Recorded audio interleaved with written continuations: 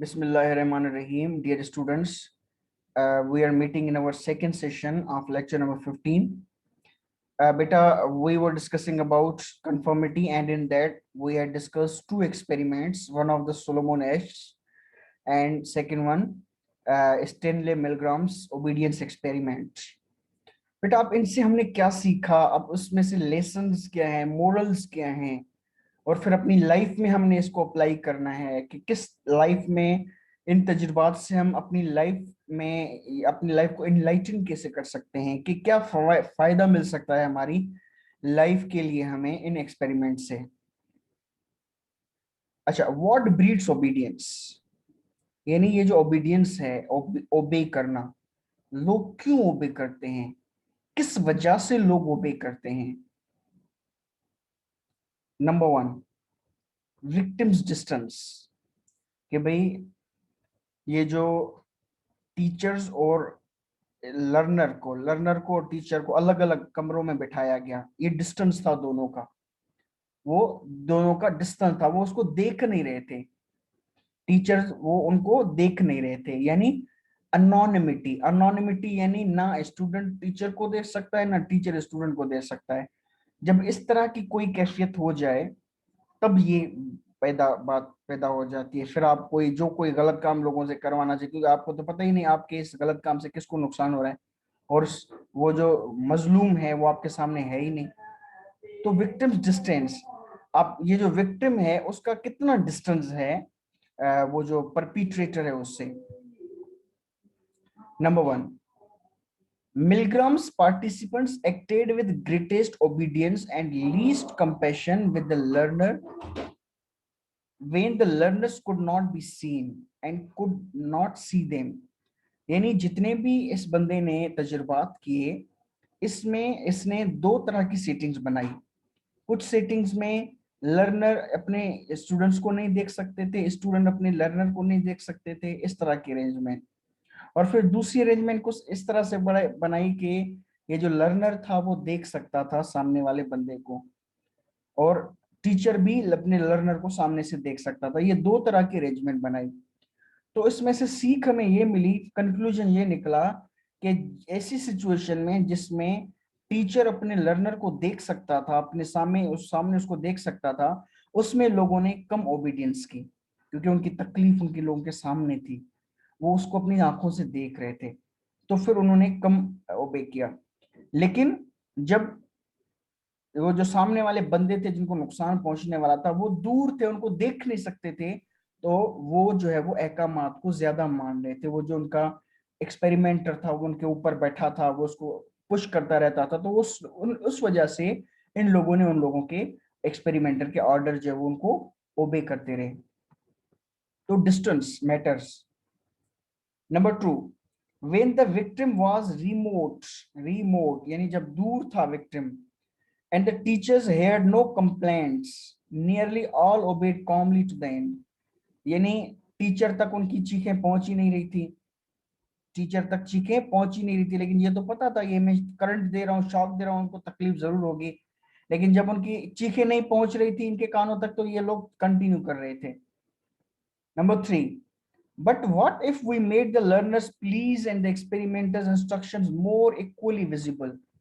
लेकिन क्या होगा जब यानी दोनों को, आपका एक्सपेरिमेंटर भी वहां पे खड़ा है और आपके लर्नर भी वहां पे हैं, वो आपका एक्सपेरिमेंटर कहता है इसको मारते रहो, लेकिन वो जो सामने वाले हैं विक्टिम है वो मिन्नतें कर रहे हैं भाई हमें छोड़ दो, हमें तकलीफ ना दो।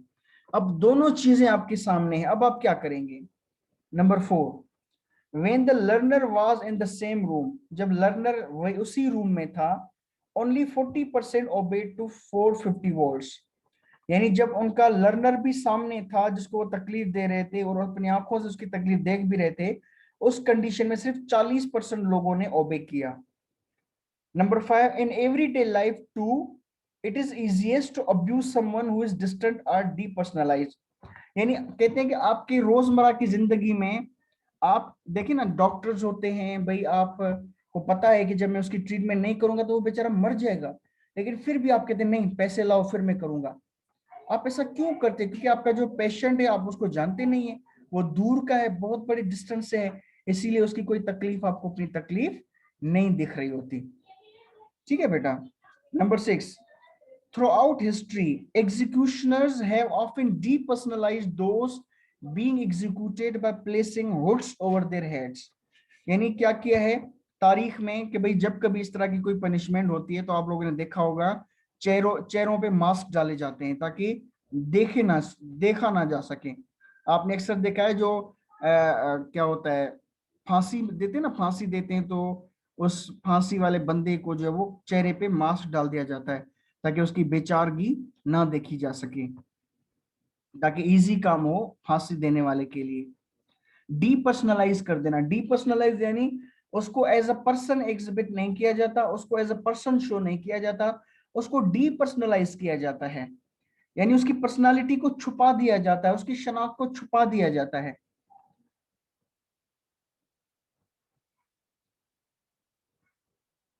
Number 7, as the holocaust began, जब होलोकॉस्ट सेकेंड वर्ल्ड वॉर में होलोकॉस्ट शुरू हुआ, सम जर्मन्स, कुछ जर्मन थे, under orders used machine guns और rifles to kill men women and children standing before them. यानी काफी जो जर्मन सिपाही थे उनको जब उनके बाला अफसरों ने अहकामात दिए कि आप लोग सामने जो बच्चे हैं, खवातीन जो हैं, मर्द हजरात हैं, इन सबको मशीन गन से उड़ा दें, तो उनको जब ऐसे अहकामात मिले तो काफी जर्मनियों ने उनको मशीन गनों से उड़ाना शुरू कर दिया। स्टैंडिंग बिफोर देम, सामने जब उनको उनके सामने खड़ा कर दिया।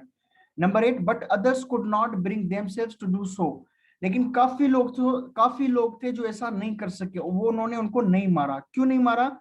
And some who did were left shaken by the experience of face to face killing, यानी क्योंकि उनको उनके सामने उन मासूम बच्चों के चेहरे दिखाए गए, एक मासूम औरतों के चेहरे सामने खड़े थे, उनका चेहरा नहीं ढांपा गया था, उनकी बेचारगी ने उनके अंदर की इंसानियत को जगा दिया।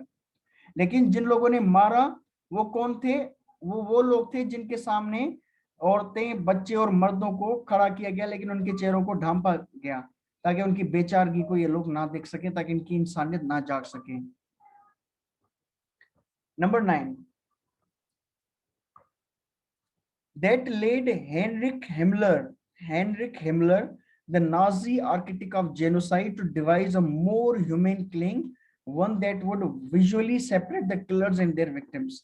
बेटा ये जो जर्मनी का आप लोगों ने हिटलर का नाम तो सुना होगा, उसके कारिंदे थे बहुत ज्यादा जिन्होंने इस जेनोसाइड में हिस्सा लिया था। उनमें से एक का नाम था हेनरिक हिमलर। बेटा हेनरिक हिमलर जो है वो बंदा था जो पॉलिसियां तरतीब देता था किस तरह से मारा जाए, किस तरीके से मारा जाए इन लोगों को। उस बंदे को जब ये पता चला कि भाई हमारे जर्मन सिपाही, वो जर्मन सिपाही आम औरतों को, मर्दों को, बच्चों को मारते हैं जिनके सामने उनके उन बच्चों के चेहरों को ढांपा जाता है, उनकी शनाख्त नहीं जाहिर होती, लेकिन वो लोग इनकार कर देते हैं जिनके सामने उनको खड़ा कर दिया जाता है। तो फिर उसने कहा इसका तरीकाकार क्या ढूंढा जाए। उस बंदे ने एक तरीका सोचा कि किस तरह से अपने सिपाहियों की इंसानियत को मारा जाए। उन्होंने क्या किया? Visually separate the killers and their victims, ये जो किलर थे उनको और उनके जो विक्टिम्स थे दोनों को अलग अलग कर दिया ताकि जो मारने वाले हैं वो मरने वालों को ना देख सकें, अगर देखेंगे तो फिर रहम आ जाएगा, इसलिए उनको अलग अलग कर दिया।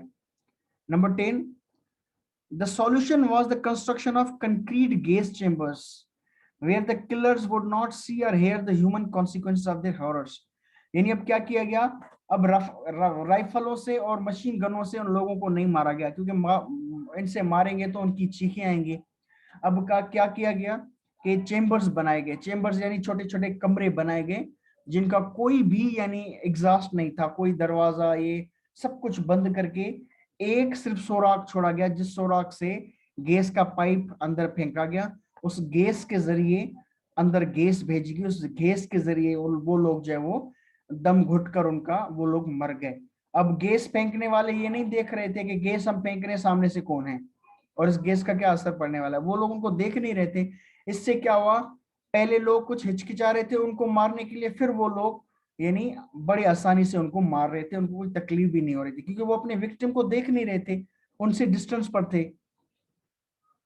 Number 10, the solution was the construction of, अच्छा यानी वो उन चेम्बर्स में उनको मार रहे थे तो वो जो भी उनका हॉरर था उनके एक्ट का, कॉन्सिक्वेंसेस का, वो चीज वो नहीं देख रहे थे, और इसीलिए वो इजीली फिर उन लोगों को मारते गए।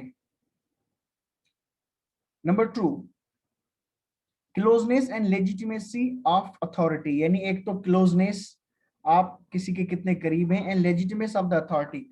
जो बंदा आपको एकामात दे रहा है, आप उसके एकामात मानते हैं या नहीं। फॉर एग्जाम्पल, एक स्टूडेंट है, एक टीचर है, आपका क्लास फेलो आपका आपको कहता है कि गेट आउट, क्लास से निकल जाओ, आप नहीं निकलेंगे, क्योंकि आप कहते who the hell are you, आप किस हैसियत से मुझे बाहर निकलने के लिए कह रहे हैं। उसकी अथॉरिटी नहीं है, अथॉरिटी टीचर की है। तो आप अथॉरिटी को हमेशा मानते हैं, आप देखिए हाँ ये अथॉरिटी, इसकी बात हमें माननी है। एक आम बंदा अगर कोई चाकू लेकर किसी बंदे के जिस्म को यानी काटना शुरू कर दे, तो आप उसको पकड़ के मारेंगे। लेकिन अगर डॉक्टर के सामने डॉक्टर करता है, तो आप उसकी हेल्प कर रहे होते, क्योंकि डॉक्टर इज अथॉरिटी, आप उसको फॉलो कर रहे होते। तो कभी कभी अथॉरिटी की वजह से भी आप जो है वो इस तरह की अमल करना शुरू कर देते हैं, और आप कहते हैं भाई मैं जिम्मेदार थोड़ी हूँ, मुझे तो ऊपर से कम आता आ रहा है।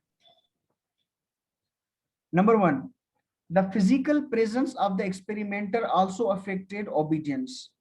यानी ये जो एक्सपेरिमेंटर था, वो फिजिकली वहां पे टीचर्स के ऊपर खड़ा था, और उनको कह रहा था कि ये करो वो करो, ये करो वो करो। तो वो लोग कह रहे थे कि भाई हम जो कुछ कर रहे हैं, ये बंदा हमसे करवा रहा है, और ये जिम्मेदार है, हम तो बस बात मान रहे हैं, कराने वाला तो ये है। Number 2, when Milgram's experimenter gave the commands by telephone, full obedience drop to 21%। यानी जब वही एक्सपेरिमेंटर वहां से फिजिकली हट गया, और 2-3 कमरों के बाद चौथे पांचवें कमरे में बैठकर टेलीफोन पे उनको अहकामात देता रहा कि अब ये करो वो करो, तो 21% जो है वो ओबीडियंस कम हो गई, क्योंकि फिजिकली वो मौजूद नहीं था। तो इससे ये हमें लर्निंग होती है कि जो फिजिकली मौजूद होता है उसकी आप बात मानते हैं, जो फिजिकली मौजूद नहीं होता आप उसको फिर डिसोबे करते हैं। Number 3, other studies confirm that when the one making the command is physically close, compliance increases. यानी अगर आपको किसी से काम करवाना है, आप कहते हैं कि भाई बच्चे पढ़ें, आप फोन पे बच्चों को कह देंगे भाई आप पढ़ो, तो फोन पे बच्चे नहीं मानेंगे आपकी बात। आप वहां पे फिजिकली मौजूद रहोगे क्लास क्लास में, इस यानी अपने रूम में, तब बच्चे आपकी मौजूदगी की वजह से पढ़ना शुरू कर देंगे। तो कंप्लायंस के लिए, ओबीडियंस के लिए अथॉरिटी का फिजिकली प्रेजेंट होना लाजमी है, वरना ओबीडियंस कम हो जाएगी। Number 4, the authority however must be perceived as legitimate. और अथॉरिटी को लेजिटिमेट भी समझा जाए, यानी एक जो टीचर है वो ये माने कि हाँ भाई ये जो ऊपर से मुझे अहकामात दे रहा है वो वाकई भी लेजिटिमेट है, ऐसे नहीं कि इलिजिटिमेट है। Number 5, in another twist on the basic experiment, the experiment received a rigid telephone call that required him to leave the laboratory. यानी एक्सपेरिमेंट को जो है वो एक call I, in another twist on the basic experiment, the experimenter received a rigid telephone call that required him to leave the laboratory. यानी experiment को कहा गया फोन पे कि आप लेबोरेटरी को छोड़ दें, निकल जाएं यहाँ से। Number 6, he said that since the equipment recorded data automatically, the teacher should just go ahead. उसने कहा कि भाई डेटा जो है ना वो ऑटोमेटिकली रिकॉर्ड हो रही है, टीचर कंटिन्यू करता रहे। Number 7, after the experimenter left, another person who had been assigned a clerical role, or actually a second confederate, assumed command. यानी अब एक्सपेरिमेंटर वहां से हट गया था, और टीचर को ये कहा गया कि भाई अब ये मशीन जो है वो आपको एक एक आपका जो शॉक दे रहे हैं इसको रिकॉर्ड कर रहे हैं, अब आप ये कंटिन्यू करें। अब एक्सपेरिमेंटर वहां से जा रहा है, और वहां पे उसने एक दूसरा बंदा वहां पे खड़ा किया कि भाई अब ये बंदा मेरे बिहाफ पे आपको अहकामात देगा, ऑर्डर्स देगा, इसको आपने फॉलो करने हैं। The clerk decided that the shock should be increased 1 level for each wrong answer and instructed the teacher accordingly. अब वो जो क्लर्क था एक्सपेरिमेंटर की जगह जो खड़ा था, उसने उसको कहना शुरू किया कि भाई अब आप कंटिन्यू करते रहें, इसको मारते रहें। Number 9, now 80% of the teachers refused to comply fully. यानी 80% टीचर्स ने कहा कि भाई ये क्लर्क कौन होता है हमें अहकामात देने वाले, हम इसको फॉलो नहीं करेंगे। फिर उसको ओबे नहीं किया जो वो उसको ओबे कर रहे थे।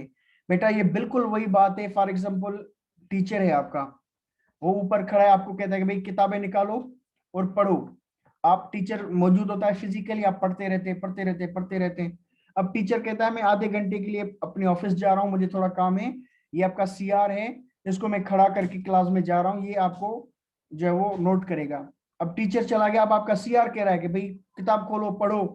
आपको वैसे पढ़ना भी था, लेकिन उसको कि अच्छा ये मुझे काम दे रहा है, आप किताब बंद कर देंगे। तो आप उसको लेजिटिमेट नहीं समझते। जिसको आप लेजिटिमेट समझेंगे आप सिर्फ उसके ऑर्डर्स को फॉलो करेंगे। तो ये भी पहलू आ जाता है यहाँ पे। Number 3, institutional authority. Number 1, if the prestige of the authority is that important, then perhaps the institutional prestige of Yale University legitimized the Milgram experiment commands. बेटा ये जो स्टैनली मिलग्राम था, इसका ताल्लुक येल यूनिवर्सिटी से था। और आपको पता है इस यूनिवर्सिटी की बहुत बड़ी रिपुटेशन है, बहुत बड़ा इसका नाम है। तो लोगों ने यही कहा कि भाई इतनी बड़ी यूनिवर्सिटी का इतना बड़ा प्रोफेसर है, ये कोई गलत बात हमसे नहीं करवाएगा, इसका जरूर कोई ना कोई फायदा है। इसीलिए वो लोग जो है वो कंटिन्यू कर रहे थे। ये बेटा बिल्कुल ऐसे, फॉर एग्जांपल हम तो किसी को इंजेक्शन नहीं लगा सकेंगे, लेकिन जो नर्सें वगैरह होती है वो इंजेक्शन लगा लेते हैं, इंसान की बॉडी को काट देते हैं, क्योंकि उनको पता होता है कि भाई ये काटना इनके अपने फायदे के लिए होता है। तब भी वो जो है वो इतने बेरहम होते हैं, सुइयां लगा रहे होते हैं, काट काट कूट कर रहे होते हैं। Number 2, in post-experimental interviews, many participants said that had it not been for Yale reputation, they would not have obeyed. काफी लोगों ने कहा कि अगर येल यूनिवर्सिटी का नाम ना होता तो हम शायद ओबे ना करते, हम यूनिवर्सिटी के नाम की वजह से ओबे कर रहे थे। यानी कोई इदारा होता है, उस इदारे के नाम की वजह से भी आप उन गलत अहकामात को भी फॉलो कर रहे होते हैं। फॉर एग्जाम्पल भाई आप ये जो है वो आर्मी का इदारा है, रेंजर्स का इदारा है, या फला इदारा है, ये कर रहे हैं आपने यहाँ, जरूर इन लोगों की कोई ना कोई हिकमत होगी जिस वजह से ये बात करा रहे हैं, इसीलिए हमें ये चीज करनी है। तो इंस्टीट्यूशन की प्रेस्टीज की वजह से भी आप जो है वो ऑर्डर्स को ओबे करते हैं, फॉलो करते हैं। तो that was all about from my side in this lecture. बेटा हमने आज के लेक्चर में दो तजुर्बा के, और फिर उनको हमने अपनी रियल लाइफ में भी अप्लाई किया, किस तरह से उनको हम अपनी रियल लाइफ में देख सकते हैं उन चीजों का असर। जी बेटा, आपको सवाल हो, कोई चीज शेयर करनी हो तो आप कह सकते हैं। सर सर इसका मतलब है कि इंसान बुरे नहीं होते, उन्हें इंस्टीट्यूशन या फिर ऑर्गेनाइजेशन ही ऐसे बना देते हैं। एग्जैक्टली आपने वेल है कि बंदा अंदर से कभी बुरा नहीं होता, लेकिन उस पे जो सख्ती का खोल चढ़ जाता है ना, ये बाहर का माहौल सख्ती का खोल चढ़ा देता है उस पर। इस माहौल में वो रहता है। जी जी सर फिर हम इंस्टीट्यूशंस देख के हम अथॉरिटी को ओबे करते हैं, जैसे जिसका ज्यादा नाम हम उसको ही वैल्यू देते हैं उस वजह से।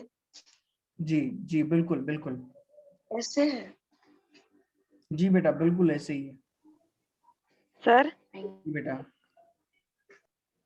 सर ऐसे कुछ लोग ऐसे भी लोग होते हैं कि मैंने एक ड्रामा देखा था, उसमें मतलब एक इंसान को अपना खुदा मानते हैं, और जो मतलब वो बोलते हैं तो उन्हीं को अपनी बीवी बच्चों को मारते हैं उनकी हुक्म से। तो बाद में उनकी एक बीवी मर गई थी उसके बच्चे के साथ, उनको तब एहसास हुआ कि ये हमारा खुदा नहीं है, ये गलत है, जी कुछ इस तरह। अच्छा बेटा, जो सोलोमन एश का तजुर्बा था लाइनों वाला, उसमें से आपने क्या सीखा और उसको आप कैसे अप्लाई करेंगे? कहाँ कहाँ पे आपको यानी इसकी एप्लीकेशन मिल रही है? जी बेटा। कि हमें हमेशा जैसे कि जो बहुत सारे अच्छा लोग लगता जो कह रहे हैं वो सही हो, ये लाजमी नहीं। जी एग्जैक्टली अपने गट फीलिंग्स पर हमेशा ट्रस्ट करें। आंखें बंद कर दें कि लोग क्या कह रहे हैं और लोग किस तरफ जा रहे हैं। ऐसा नहीं है कि हमें भी लोगों की तरफ ही जाना है। बाज़ औक़ात क्या होता है, इस कदर यानी हम दूसरे लोगों के फॉलोअर हो जाते हैं, दूसरे लोगों पर यानी तकलीद करते हैं, दूसरे लोगों की छोटी छोटी चीजों पर। इवन मस्जिद में आप देखते हैं ना, अगर एक आप देखते हैं कि आपकी सफ वाले लोग सुन्नतों के बाद नफिल भी पढ़ रहे हैं तो आप भी नफिल पढ़ रहे होते हैं। अगर वो सुन्नत के बाद दुआ करके चले जाते हैं तो आप कहते हैं चलो मैं भी नफिल नहीं पढ़ता, मैं भी निकल जाता हूँ। तो आप अपने आप को यानी रेल का वो डब्बा बना देते हैं जो इंजन के पीछे वाले होते हैं, जो यानी इंजन के पीछे पीछे जाते हैं। तो कहने का ये मकसद है कि आपको अपनी इंडिविजुअलिटी लूज नहीं करनी चाहिए, आपको इंजन का वो डब्बा नहीं बनना है जिसके अंदर यानी रेल का वो डब्बा नहीं बनना जिसके अंदर इंजन नहीं होती। इंजन यानी आपकी अपनी सोच, आपका अपना दिमाग, आपने अपना दिमाग अप्लाई करना है। आसपास लोगों के रिस्पॉन्स को देखकर नहीं आपने उसको फॉलो करना है। शाह अब्दुल लतीफ भिटाई का इस फिनोमेनन पे एक शेर भी है ना कि क्या कहते हैं कि अख उल्टी धार उल्टो वह आमसी, यानी आपको वो आंख, आपकी आंख ऐसी होनी चाहिए कि आप जो आम अवाम है, आम लोग हैं, उनसे उल्टी धार पे चले, उल्टी धार को तेरे उल्ट उल्ट लोक वह लहवारो तू ऊंचो वह उभार। यानी जब लोग यानी आम लोग जो हैं वो अगर उल्ह की तरफ जा रहे हैं यानी ईस्ट की तरफ जा रहे हैं तो तुम उसके अपोजिट में यानी वेस्ट की तरफ चले जाओ। अब ये देखो जिस तरफ लोग जा रहे हैं आपको उसके अगेंस्ट में जाना है। ये एक मैच्योर, ये एक अच्छे यानी एक होता है ना इनलाइटेंड बंदा, उसकी एक निशानी है कि वो हमेशा आम लोगों के खिलाफ जाता है, आम लोगों की तरफ नहीं जाता। जी सर इस चीज को हम कैसे पहचाने कि जो सारे लोग करे वो हम ना करें? जी अच्छा बेटा, इसके लिए आपको यूनिक बनना पड़ता है। अरे बस यूनिक बनने के लिए आपके अंदर में बहुत ज्यादा पावर का होना जरूरी है। अब फॉर एग्जांपल आप देखें शादियों में हमारी बेटियां, हमारी बहनें कितनी शॉपिंग करती हैं, 5 सूट, 7 सूट, 10 सूट, कितना खर्च करती हैं। क्यों? कि भाई ये सूट फलां पे पहनेंगे, ये फलां पे पहनेंगे, ये फलां पे पहनेंगे। अगर एक रस्म का भी सूट नहीं होता तो हम दूसरों से खुद को कमतर समझ रहे होते हैं। तो आप क्यों कमतर सर समझते हैं? क्योंकि आप कहते हैं कि मैं भी दूसरों की तरह दिखूं। लेकिन अगर आप, आपके अंदर यानी एक वजनदार इंसान बैठा है, आपको कहेगा भाई एक सूट काफी है, दूसरे लोग क्या सोचते हैं मुझ पे कोई फर्क पड़ने वाला नहीं है। जी सर अच्छा सर, लोग तो मुझे एक सही हैं लास्ट लेकिन उनके माहौल खराब है, उनको मतलब करवाते हैं ऐसे ऐसे काम जो वो समझते हैं कि इंसान ही गलत है, लेकिन इंसान तो सही है। जी अच्छा, दूसरी बात बेटा मैं आप लोगों को बताऊं कि वो लोग जो आम लोगों की तरफ जाते हैं जैसे दूसरे लोग करते हैं वो भी उनकी तरह कर रहे होते हैं। तो बेटा उनकी मिसाल ऐसी है जैसे एक पत्ता है, पत्ते को आप फूंक देंगे तो पत्ता उड़ जाएगा। उन लोगों का वजन एक पत्ते की तरह होता है। और वो लोग जो अपना रास्ता का खुद तयन करते हैं, वो जो 3 इडियट में सॉन्ग है ना, हम चलते थे, हम हम सहमे से रहते कुएं में, वो नदियों में गोते लगाता, उल्टी धार को चीर के तैरता था वो। यानी वो जो तैरता था वो उल्टी धार को जाता था। हम सारे लोग इस तरफ जा रहे होते थे, वो उस तरफ जा रहा होता था, उसकी डायरेक्शन ही अपनी होती थी, उसके रास्ते ही अपने होते थे। तो उस बंदे की मिसाल पहाड़ की तरह होती है जिसको आप फूंक से तो नहीं उड़ा सकते, बल्कि आप कितना उसको धकेंगे लेकिन वो अपनी जगह से नहीं हिलेगा। अब आपको ही फैसला करना होता है कि हमें वो पहाड़ बनना होता है या हमें वो पत्ता बनना होता है जो एक फूंक से उड़ जाए। जी बेटा। सर जी सर अभी जो आपने ये डिस्टेंस के बारे में बताया उसके मुतालिक सर गाय डेवनपोर्ट ने भी ये कहा है कि डिस्टेंस निगेट्स रिस्पॉन्सिबिलिटी। जी और जी हम इसको अगर इस मिसाल से भी अगर सर कंपेयर करें कि अगर हमारे पास एक पावर हो कि हम सुनामी से मतलब 25,000 लोगों को या उससे ज्यादा लोगों को बचा सकें, ठीक है, और उसके मतलब उसके अलावा भी हमारे पास एक और ऑप्शन हो कि हम 250 लोगों को एक क्रैश से बचा सकें, मतलब जो कि हमारी आंखों के सामने हो रहा है। अब सर सुनामी तो अभी तक आई नहीं है ना जिसे हम रोक सकें और 25,000 लोगों को बचा सकें, तो हम जाएंगे उन 250 लोगों की तरफ जो कि हमारे सामने है। So it exactly shows distance. Exactly बेटा। जी सर मेरा लास्ट थ्योरी से सवाल है। जी बताएं। अच्छा सर, जैसे हमारे यहाँ अक्सर एजेंसी वाले जो होते हैं वो लोगों को उठा के ले जाते हैं ना, फिर तकरीबन 1-2 महीने बाद उनकी लाशें आती हैं। तो कुछ की आंखें निकाले हुए होते हैं, कुछ की आंखों में ड्रिल किए होते हैं। मेरा खुद एक दोस्त है जो मेरे साथ होता था, उसको ले गए थे तो उसके जो पेशाब की नाली थी वहां उन्होंने जो लोहे की है ना राड घुसा दी, वो भी जिंदा होने की हालत में। सर हम देखें कि उस वक्त उनकी हालत क्या होती होगी, और ये जो लोग होते हैं ये ऐसे कैसे कर लेते हैं? क्या उस वक्त ये अपनी इंसानी सिफत खो देते हैं? क्योंकि मुझे नहीं लगता कि इंसान होते हुए कोई इस हद तक की जुल्म किसी के साथ कर सकता है। असल में बेटा दो चीजें होती हैं, एक ये कि ऊपर से जो कमांड होते हैं।